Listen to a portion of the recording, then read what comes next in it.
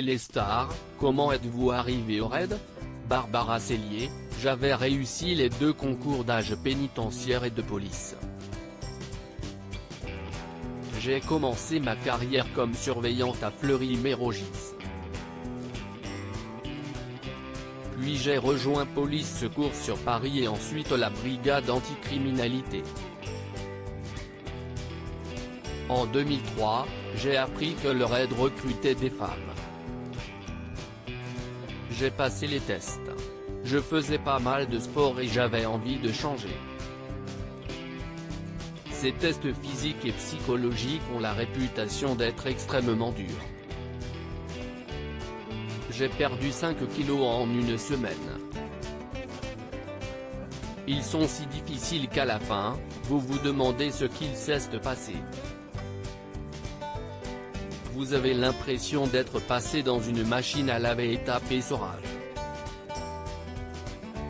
On vous a sorti de votre zone de confort et si est dur de revenir à la réalité de la vie. Si est un milieu masculin.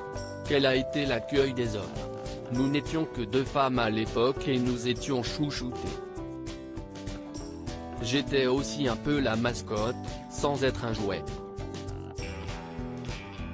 J'ai quand même dû montrer les crocs parfois. Nous sommes rapidement partis sur des missions de surveillance et de filature avec les hommes. Ils ont compris que c'était efficace. Mais une femme doit quand même faire ses preuves. Il faut trouver sa place, mesurer ses paroles, adapter sa tenue vestimentaire. Mais il suffit d'un peu de jugeote pour savoir comment se comporter. Avec le recul, je me dis que ce n'était pas facile. Comment s'est passée la traque d'Ivan Colonna, à laquelle vous avez participé? Il y a pas mal d'adrénaline quand vous filochez. Après 3 mois de surveillance et filature, c'était comme si j'avais fait 2 semaines de tests physiques. Vous êtes tellement dans l'action que vous ne pensez plus à rien d'autre.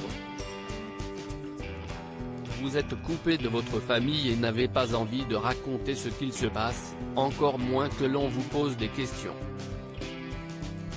À l'interpellation, la pression est retombée.